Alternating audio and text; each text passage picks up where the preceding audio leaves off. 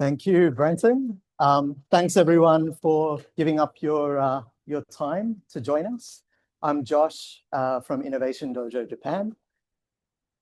Obviously not Japanese. I actually grew up not far from here in Ryde, but I've spent the last 26 years or so living between Japan and Sydney across various different roles. And my most recent work is with this company, Innovation Dojo, that we've been building. Today, basically, we're going to be giving you a little tiny insight onto what we do, who we are. But the juicy part is more around what is going on for startups now, specifically for Australian startups in Japan, and also for talent that might be interested in working in the Japan startup ecosystem and where that's going. And we do have a guest cameo from someone who's actually doing that right now as a startup founder, and you will meet him very soon. So yeah, as for me, I've sort of worked for a good 15 or 20 years in the innovation and startup space. I took a Australian startup in the education sector into Japan way back in the mid-2000s and learned the hard way of what not to do when entering a market like that. And since then, I've been working on university campuses or in government roles or in the private sector, all really connecting Japan and not just Australia, but the rest of the world in terms of flow of technology and flow of talent between Japan and the world. And Moe here is one of our longest, or actually the longest member of Innovation Dojo. And so she's also gonna give you a little intro. Yeah. Hi, everyone. Thank you for joining us today. Hello, everyone online. Thank you for joining. I'm Moe from Innovation Dojo. And as Josh said, I've been, I think, working with Innovation Dojo for 5 years now. My first career, I started off working at a big airline company in Japan. So that is where I've kind of learned how Japanese corporates work, how large companies operate their business. And then I started working with Josh. Started off as a startup coordinator, so connecting overseas startups with the Japanese companies. And then gradually I started designing the startup programs, government-led startup programs, and also university-led entrepreneurship education programs. And 2 years ago, I've moved to Sydney. So I'm based in Sydney at the moment, and I'm working more closer with the Australian stakeholders while helping Australian startups to expand their business in Japan. Yep. Thanks, Moe. So just a tiny bit about us. So like I said, we started 10 years ago, and we in 2016 launched our first service, and that was really in the what we call talent development space. So we partner with prestigious universities like the Institute of Science Tokyo, formerly known as Tokyo Institute of Technology. And we would bring their professors and their researchers and their students together with Australian students and do a simulation of what it would be like to start a business in one country and scale into another. So start in Australia or scale into Japan. As the years went, we sort of developed a offering for corporations. So we worked with Hitachi back in 2018. And then fast forward to 2021, I relocated to Japan and opened our Japan office in Kobe, where Kobe beef is from. But also there's a lot more going on in industry that we don't often hear about in that city and in the Kansai region.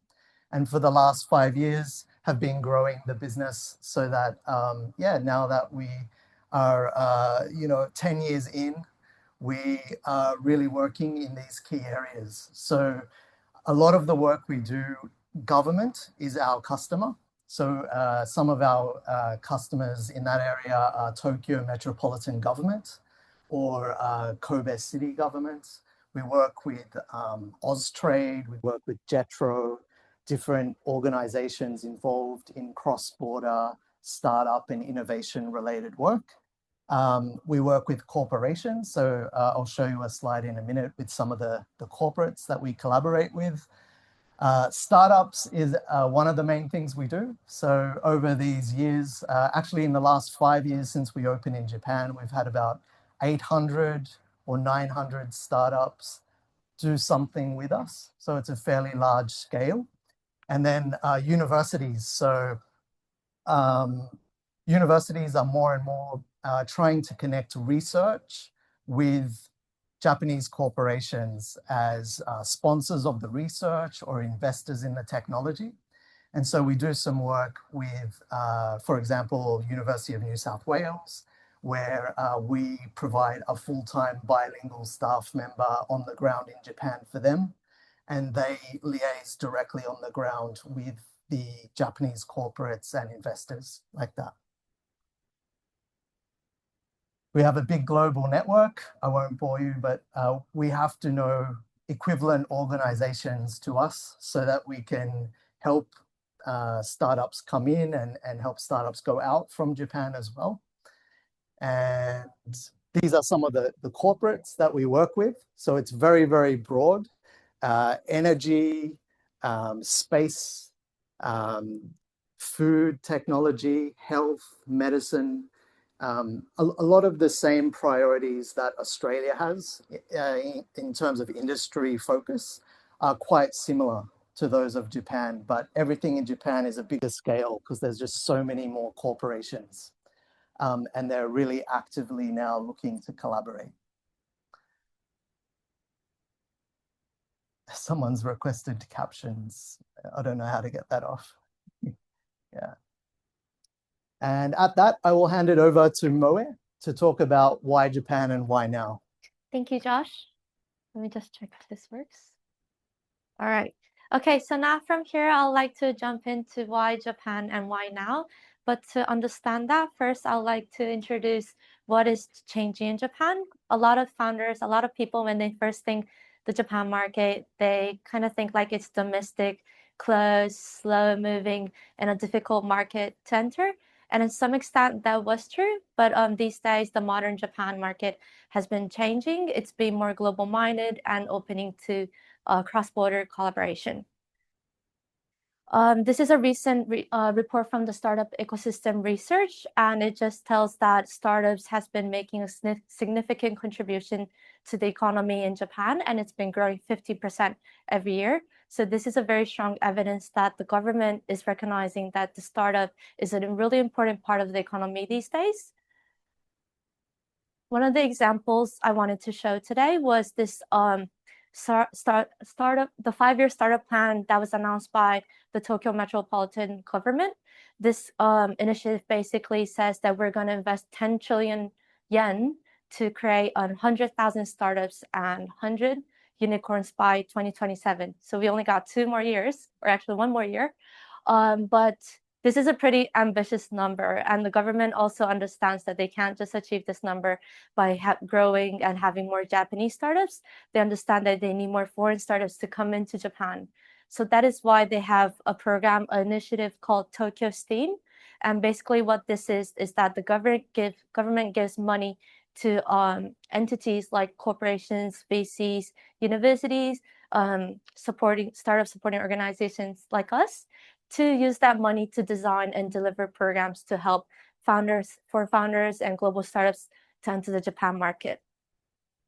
Innovation Dojo was selected as one of the programs. This is our program, Black Belt Global Venture Studio. This is a startup co-creation program that was based on a research by Oxford University Science of Startups. Basically, it's saying that founding teams with diverse personality traits has 10 times more chance of succeeding. And using that data inserts from that research, we are forming startups within our programs and helping them growing their business in Japan. Another example is a program that we co-deliver with our partners called Beyond Makers program. This is bringing together Australian deep tech and hardware startups with manufacturing SMEs, and together they're going to kind of co-create their first prototype or making a small component of the hardware that the startup owns or improving that component, basically co-creating and developing something together.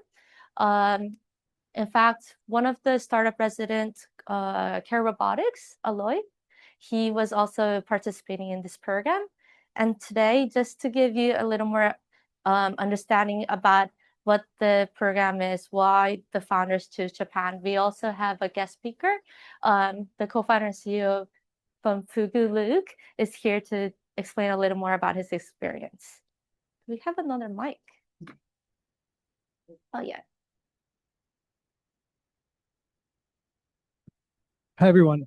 Yeah, my name's Luke. My why Japan started when I was like 10 or 11, and it was just I just had this desperate motivation to play Pokemon in Japanese, and that fire kind of burned for a long time and made me really interested in Japan. And ended up living there, but I never really thought of it, even during all of that time, as being a place where I might think about doing business, especially in the startup world.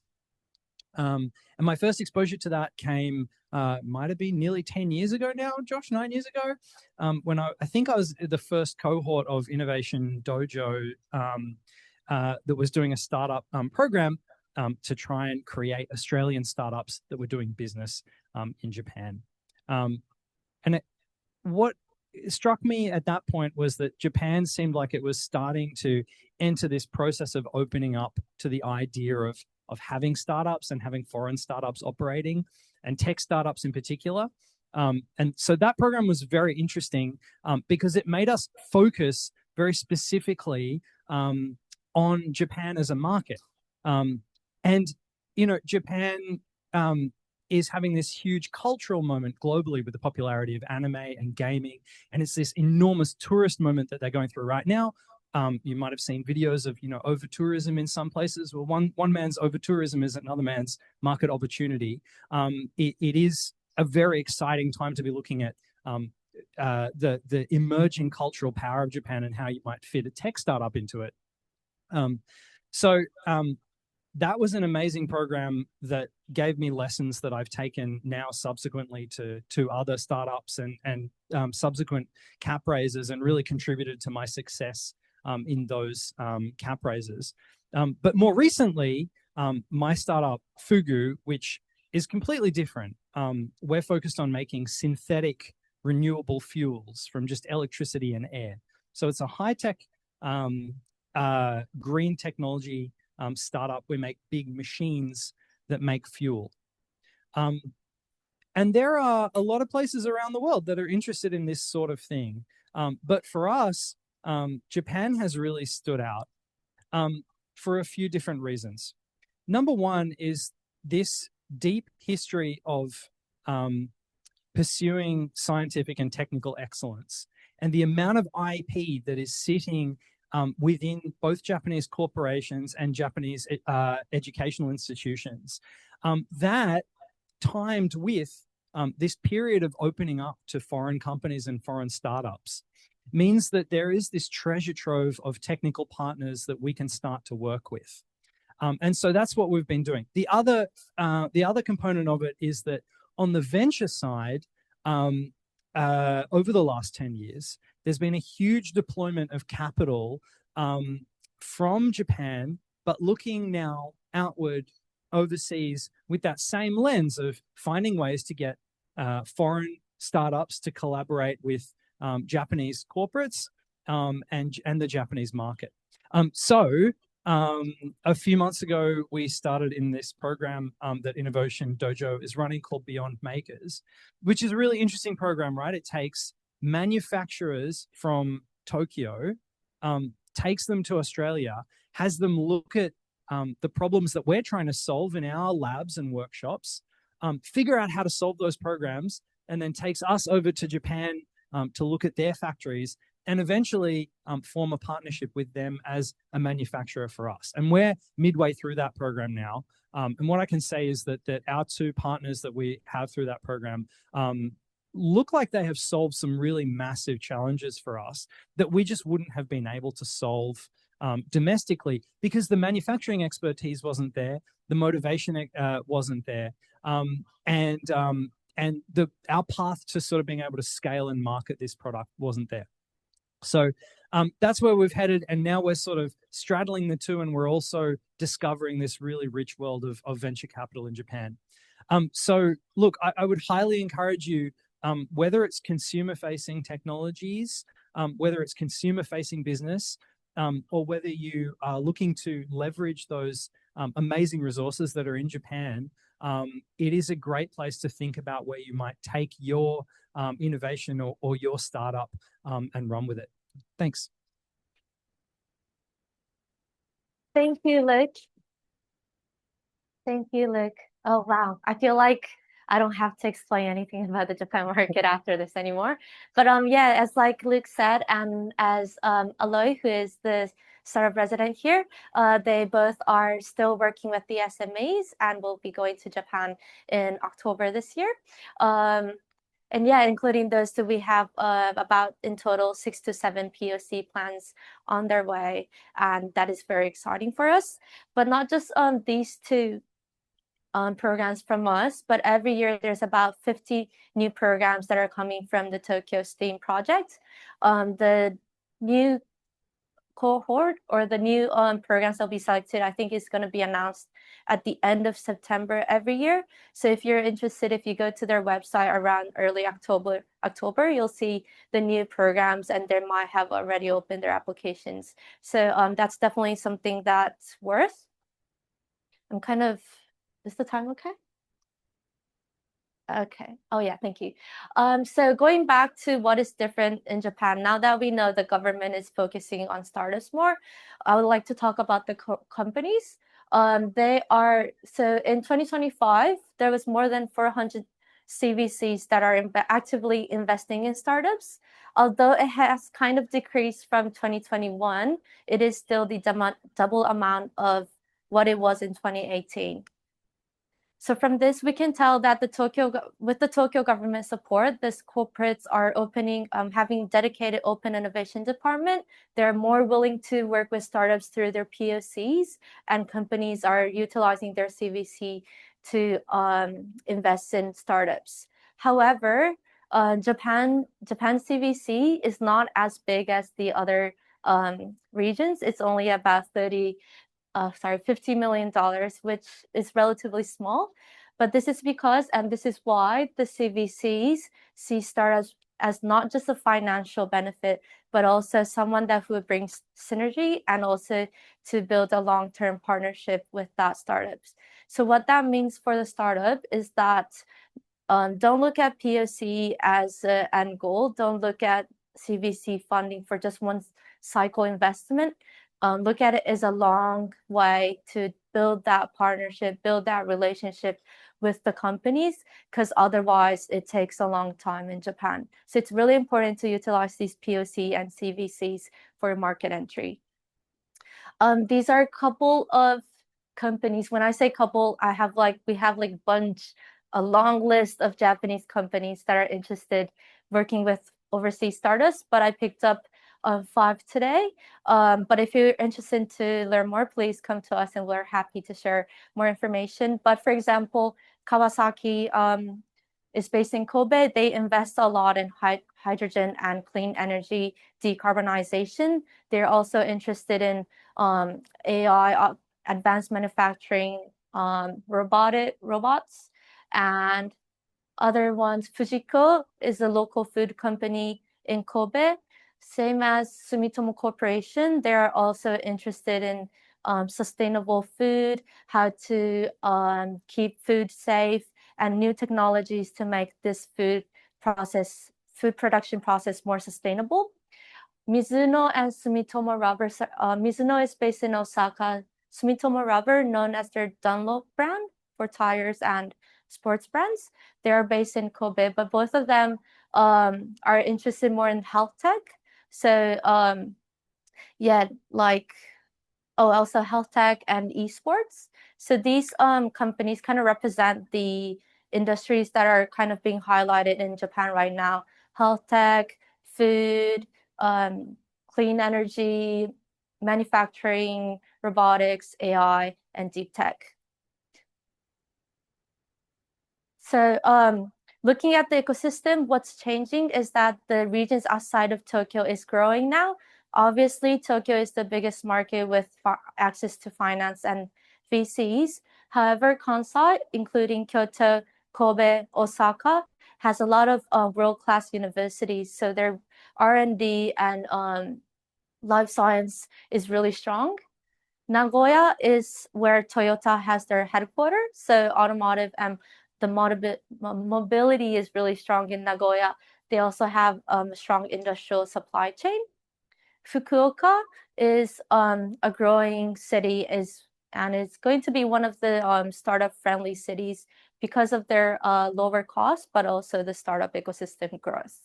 So what's important here is that instead of just aiming for the biggest market in Japan, it's really important to understand which region fits your industry and which fits your business, but also fits your lifestyle, and aiming to that region is really important. If you are interested in the Japan market, tech conferences is a really great place to start because government leaders, corporates, VCs, universities, everyone gathers at one place. There's a bunch throughout the year, but I've listed some upcoming ones, including Global Startup Expo in Osaka in October, 2 more happening in Tokyo this year, and the biggest one, Sushi Tech Tokyo, will be happening in May next year. So if you have any personal plans to go to Japan, it might be fun to just see what's happening. These are some go-to-market strategies for Japan. I think it's pretty obvious and quite similar to what it is in Australia. But as I highlighted today, I think one of the biggest opportunities is programs through that Tokyo government initiative. Also, partnership, as I said, POC, CVC investments are becoming huge. Now, to wrap up my part, I would like to share some of the lessons that Innovation Dojo has learned through our collaboration with Kobe City for 4 years and our other projects. One of the biggest lessons is demand before supply. So one of the common mistakes that startup makes is that they go to the meetings with companies and straight jump into a pitch and ask, how do you like it? Do we have any potential working with you? But as I showed you on the earlier slides, there's so many needs for companies that are not shared in their website, and it's so hard to understand what they're looking for. So we would suggest that using the first meeting to first understand what they're looking for, what their KPI is, what kind of target they're under, and think as it like where you can fit into those focus areas. The other one is case values. For a risk-averse market like Japan, case studies are really, really valued.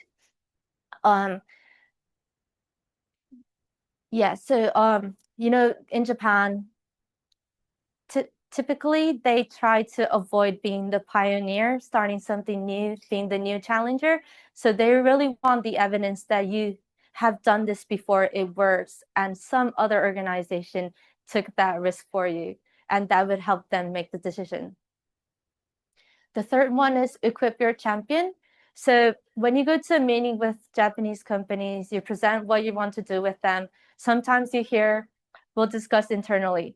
This means this is a cue for Nemashi, meaning your person will go talk to different departments, different bosses to have everyone on board before giving the decision to you. And usually this process, Nemashi, takes a long time.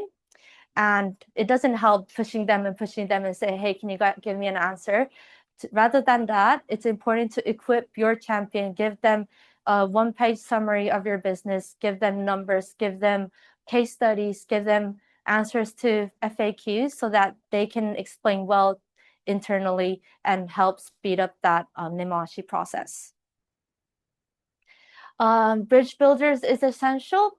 Market entry, Japan is a really attractive market, but at the same time, it is still quite difficult and a lot of challenges relatively compared to other regions. So leveraging trusted ecosystem players like us, or having a country manager on ground is really important, not just because of the language barrier, but also because you want someone that would translate the business culture and the expectations and decision making throughout the process. Okay, so that's it for me, and I'll hand it back to Josh for more individual careers. Hey, thanks, Moe. So kind of related directly to all of this startup ecosystem growth and the industry becoming more and more focused on growing capability is a need for talent to be able to do this work. And because increasingly this kind of work has to have a global interface, there's this new layer of talent that's underdeveloped that is in immediate need in terms of working for the Japanese side. And these kind of numbers are pointing toward that too. So actually, on one hand, there's a lot of contrasting and contradicting messages coming out of the media about Japan right now. On one hand, it's getting harder to migrate, a bit like Australia in a sense. There's some politics around immigration and all of that. But regardless of that, the fact is the white collar jobs for foreign talent are increasing. And actually, it's at a historic high. Just last year, there were just under 500,000 new foreigners coming in and working in these kind of roles. And it's completely linked to this 100,000 startup goal that the government has, and all of the sort of jobs in and around startups, not just in startups, but in all different jobs that are related to having to support this movement. So some of those specific jobs that are increasingly in demand are business development or international sales people in various technologies which are linked to the priorities of the government now. A lot of digital transformation consulting type roles coming up that really need bilingual people in those jobs, product management, and then the people who have the job to find all of those people working in HR.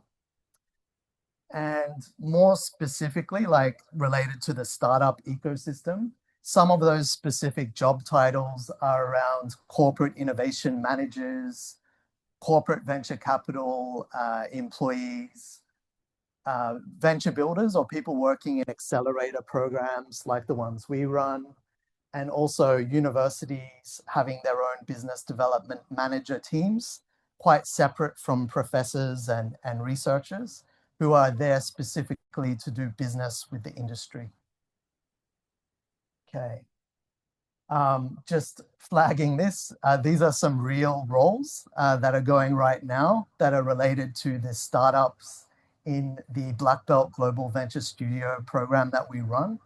Just to give you an idea, some of them are looking for technical co-founders. Others are looking for more sales and business development managers or country managers. So if you're interested, take a little snap now and you can find the link associated to scanning that. We also are recruiting ourselves. So we're looking for bilingual people in project coordinator and assistant and long-term internship roles. So spread the word if you happen to have any networks that are looking for those kind of roles or you think might be good. Always happy to meet new people. These are some real examples of what Australian-based Japanese speakers have been doing with us in our recent programs. So this was the program that Moe manages, Beyond Makers. And among the sort of the startup founder and the Japanese manufacturers, there's always a bilingual talent in there to make sure the communication goes smoother. And you can see, some of you might recognize this face who's a member here, Aloy, working with one of our intern translators there. So when you think about working in Japan, it's definitely true that the salaries are much lower than Australia. So why would you go there? So I did this myself. So up until 2018, I had a relatively well-paid job working for New South Wales government. And I was running Sydney Startup Hub at the time. And I went to Japan and basically cut my salary by 2/3 to go into the first role there. However, what surprised me was my saving capacity that year increased. I actually was saving more money because of the difference in the cost of living and how expensive it is in Sydney, at least. So it's not a simple, the salaries are low, therefore that's not for me value prop. Cost of living is, almost half, up to 40% lower if you compare it to Sydney. Career return on investment. So for me, coming back here, having had that sort of unique Asia experience gives me a competitive advantage when I'm trying to do work here.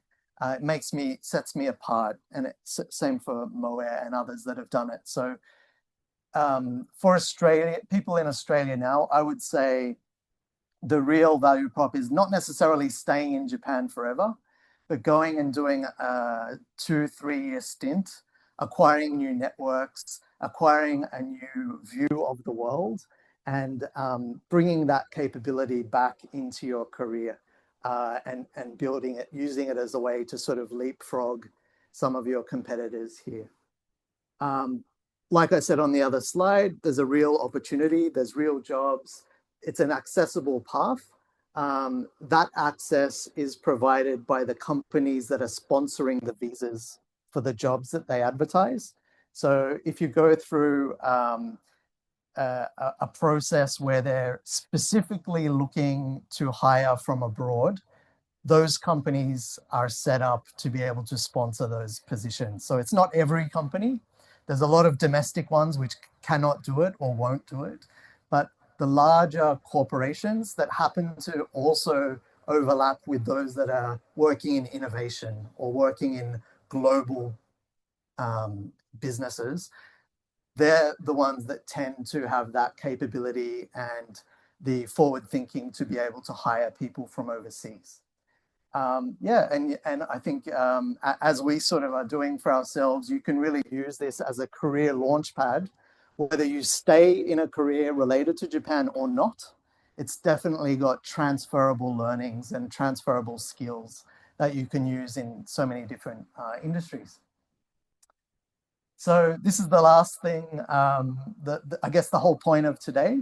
So, with the right, it's not easy, but with the right support and the right networks and the right approach, Japan is definitely open for Australia in terms of technology and talent looking to further their careers. And that's a wrap. Thank you.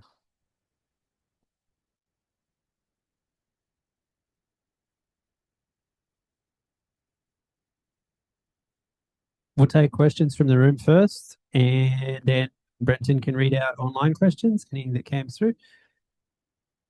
Good turnout today. Great to see you all. A lot of you I recognize, some of you I've never seen before, so welcome to the incubator. Yes, my friend over here. G'day. Thank you so much for that. That was really interesting. So in terms of, especially when you ended on saying getting work experience in Japan, it's not just about the money, it's about the skills that you're going to gain. What skills are you looking for people to come with to get employed for that? So are you looking for a university degree, etc.? Just some general idea about that for Yeah. young people who are looking to. Yeah, good question. Maybe we both have something to say on that. But I would say number one is attitude. I know it sounds a bit like how do you measure that kind of thing, but you can see it in the pattern of the way people have built their say their university career as a student. You know, what have they been involved in? Have they taken sort of relative leadership roles in clubs and societies?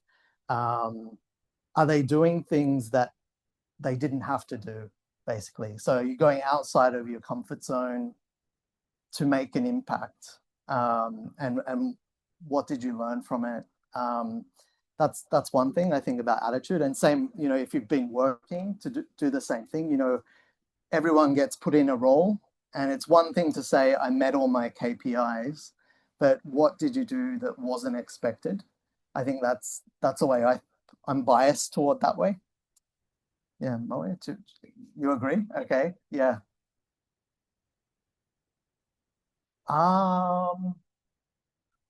Personally, I'm not too fussed about the qualification compared to the capability. So often they are aligned. So if someone's done, you know, 3-4 years of Japanese language study or an MBA, it's likely they will know about business or language, but it doesn't always mean they are capable in real life. So I want to see, you know, how they have actually used it, what the companies or the people around them say about them, and how they communicate what they learned and what they would like to learn based on that experience. So I'm probably not going to look so much at, you know, this degree equals they can do X, but it can be an indicator. So if they've signed up for something, worked hard and done really well and got good marks, it probably does show that they can be dedicated and focus on something, and they can be disciplined, and those type of things can convert into the way they work in a job too. All right. Yes. We'll go one up the back here, and then we'll come to you. Yeah, thanks very much. You mentioned regarding the past having a more closed mindset and then now changing to have a more open mindset. I wonder if you'd give a few examples of that change.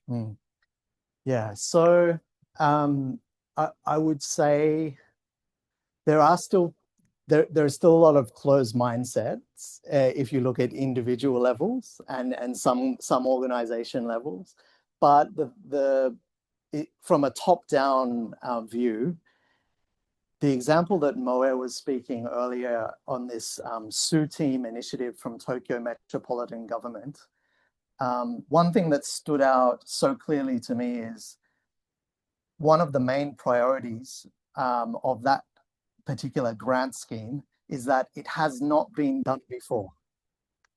And that kind of, I guess, criteria point in a Japan government setting has been unheard of.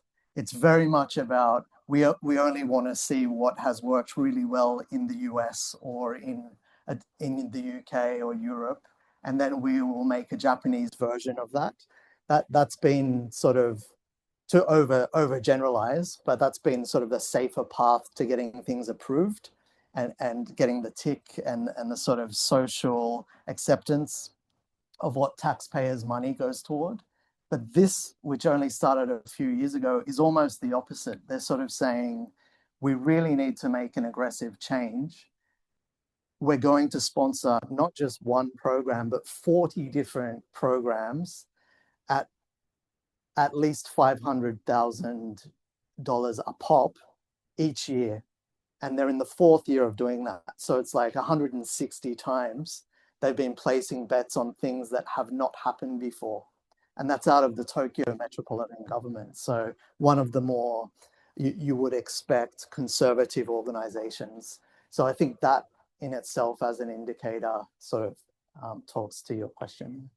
Also, for a local, more a local example, I think like even for us when we first started working with Culver City companies back in 2021, a lot of them were just not open to talk to us. And even if we managed to talk to them, they'll be like, "Oh, we don't need you guys to go look for startups for us. We already have our networks, we already have our VCs, and we can't allocate any more resources for startups." But over the 5 years, we've seen more companies that have opened up to us, probably because we tried to build that relationship within that 5 years, but also because it's just that the government, the whole market is looking for more startups, looking for more collaboration, and they can't just, do everything with themselves. So we see more companies that are asking us to actually look for startups based on their needs. Some of them actually invite us to their companies to give us some sessions about how open innovation works and how for them to work with startups. So I think that's more like a local level example that we see every day. Awesome. Yeah, thank you so much for your talk. I have been teaching Japanese studies for many years, but the insight that you shared today is really helpful, like kind of updated me on the Japan market.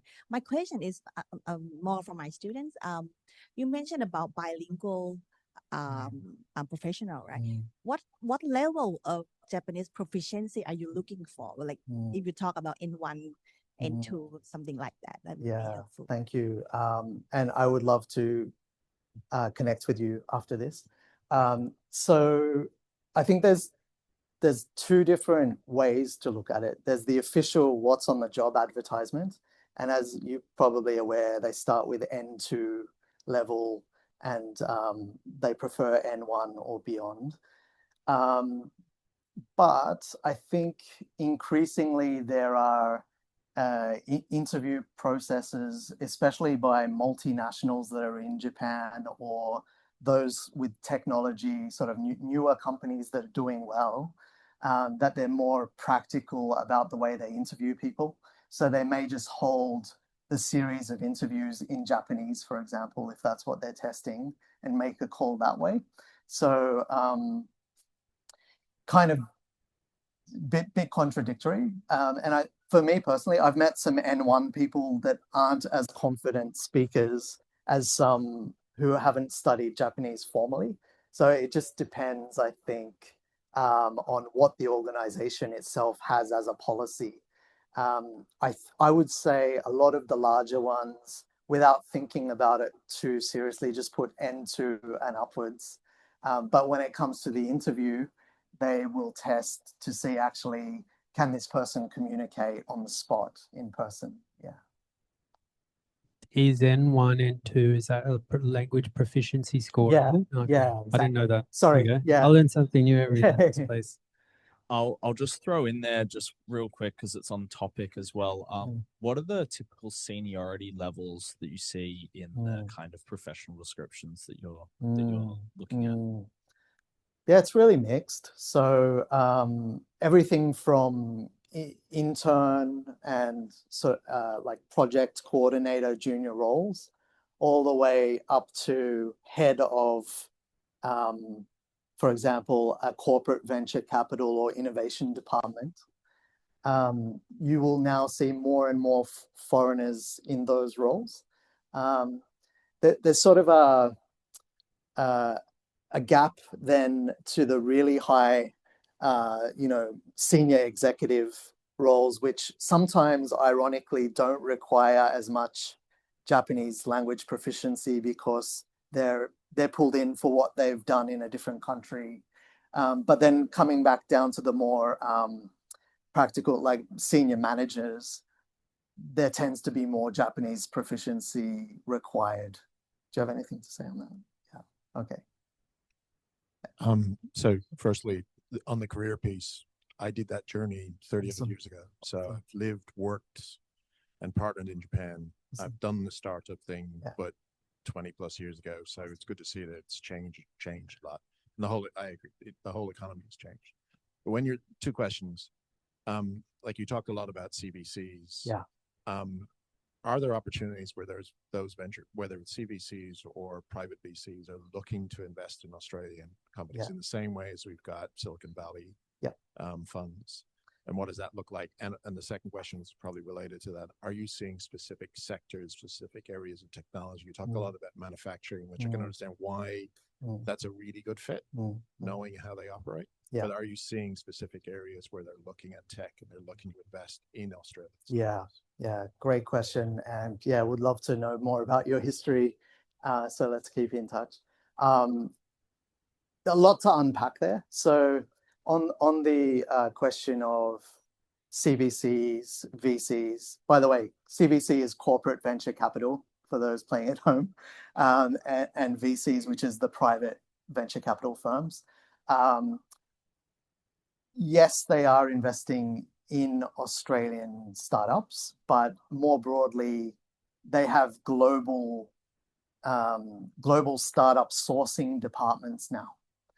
And an interesting sort of insight on that is in Silicon Valley, for example, the highest number of foreign venture capital representatives in Silicon Valley, besides the Americans, is by far Japanese. So they're looking for overseas innovative technologies that are superior to what's or different to what's being grown out of the labs in Japan. They're also looking for founders that have serial entrepreneur experiences. One of the weaknesses that Japan has in the investment scene is a lot of the investors have been seconded from other departments of the large corporations on that old rotation scheme. So they don't necessarily have investment experience, even though they might have been with the company for a long time. And they need to import those people who have gone through the process, starting a startup, raising funding, exiting, and coming back in as an investor, because that population is pretty thin in Japan. The second part of your question was energy, health and medical related, industry 5.0 of basically like the future factories. Ag tech, agriculture and food kind of combined there. Yeah, and defense, which is relevant for Australia more than ever before, given the closeness of Japan and Australia in defense now. I'm going to throw a question in, if that's all right. Yeah. How does UNSW justify having a full-time person in Japan? Yeah. In your opinion? Yeah. So for about 3 or 4 years, they've been seeing a steady increase in the number of Japanese corporate deals, which were either sponsoring research or investing in spin-out companies that were coming out of UNSW. And off the back of that, they looked at all of their, like what this looks like across the world. And there's a lot going on in China. That's been going on for a long while. There's a lot going on in North America, Europe, and Japan was sort of getting up to a similar level. So there was a commercial decision that if we have someone on the ground that can build the relationships and can be the go-to person speaking the native language, someone I call them quadrilingual. So fluent in Japanese, fluent in English, fluent in business, and fluent in technology talk, with a bit of that background. They saw that they would win even more of those projects if they put someone there. So they contract us to basically put someone in market and help them accelerate those industry relationships. Thank you. I'll just throw one in as well. So which of the Japanese-based grant programs, incubators, accelerators are open to Australian startups? Do you want to take that? I don't think there's like a grants or there's HAF. Is that it? Yeah, Is that maybe just the inbound accelerators and specifically for Australia? yeah. Or so I guess the short answer is most of them are not specifically saying we want Australian technology, but they're open to global applications and global startups. So the people who receive those applications, they're not really discriminating unless there's a geopolitical reason, that maybe they would be told they can't for specific countries. But for Australia, we're never on the radar for those kind of things. We're too insignificant in a way, which is a good thing. So we can prove how good we are. So there are literally tens to hundreds of these programs. So maybe what I could do is shoot a list and have it distributed to those who registered for today as a resource for everyone if you want to have a look through and see what's open now. But there's a lot of programs. I wouldn't know where to start. Yeah. Okay, I have a question for Luke. May I? Yes. Thank you very much for your talk. So your company is a green tech-related small to medium enterprises, and you chose Japan. You described a little bit about why Japan. But can I ask you, did you do any research when you went before you settle in? Okay, this is country I'm going in, compared to other markets, say China, Korea, or others, or simply because you love Japan? And honestly, I'm here because I love Japan. Okay, I'm Chinese, but I love Japan. Right? I have to go in Japan every few months just because I love Japan.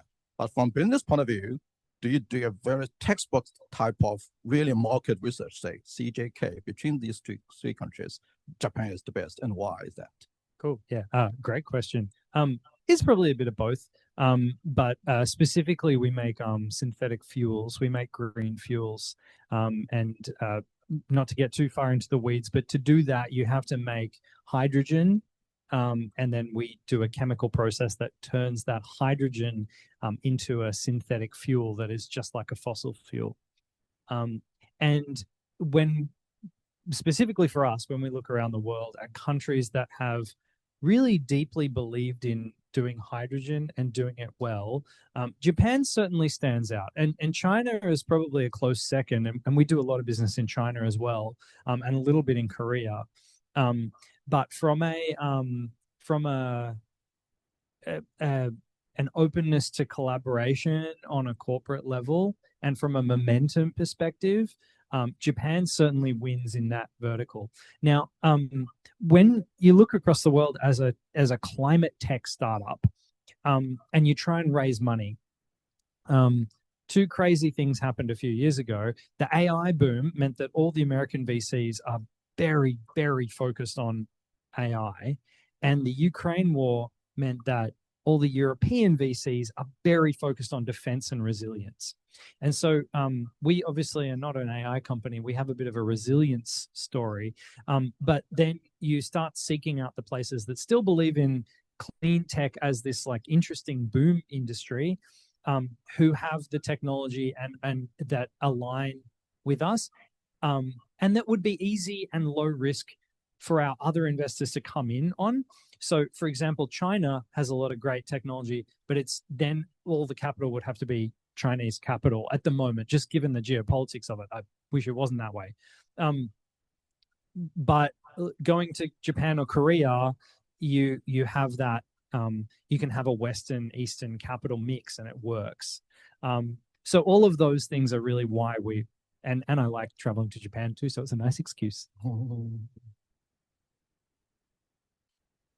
Any more online there, Brenton? Yeah, there's just one more from online, and that is, you mentioned you want to find like champions and the importance of finding like trusted partnerships. How do you go about starting those kind of conversations? Yeah, so I think for sure it's gonna take time. So when you think about the relationship, I would think about it as just, making a good friend in the ecosystem. For example, if you go to a tech conference, you meet someone, you exchange, probably in Japan, it's a business card with emails. You send an email saying, thank you for, your time meeting me. Can I have another chance to talk to you, to get to know more about you? So spend time getting to know more about them. And then after the meeting, once in a while, probably follow up and set a monthly meeting, bi-weekly meeting, so that you can just in general share your status, share them what's happening. And yeah, just building that peer-to-peer relationship will probably help to start with. And then well, even for Innovation Dojo, like a lot of our projects in Japan, it comes from Josh's relationship, the ones that he built over the past years, and they come to us and say, hey, can Innovation Dojo do this with us, without us going to them and selling what we can do. So I think just building that relationship is really important, and following up. Maybe if you're an overseas startup and you have online meetings with the Japanese companies, being in Japan once in a while, maybe once a year, meet them face to face is another effective way. I think you're giving me too much credit, Moe. But yeah, I would just say exactly what Moe said. And actually in Moe's earlier part of the presentation, how she was talking about checking in. Sometimes when we know we have to check in with someone as part of like a sales process, it's a bit awkward. So you just a lot of people aren't good at that part. So my tip would be, position yourself not just as someone who has a great product that will help them, but as using the advantage of having your own ecosystem around them that they're not a part of, and pulling insights from that and sharing it with them that may not directly be part of what you're selling. So, if you're in Australia, they might be interested if there's a particular government policy change that affects their industry, or it could be even one of your competitors is doing something new or different. If you're the one that's sharing that information, then you'll be starting to become the main source of information for anything related to Australian startups, for example. So think about yourself, how can I really be useful? And it does take research, understanding what they care about beyond just what you're trying to sell them. And that, I guess, is how relationships in life work as well, to some extent.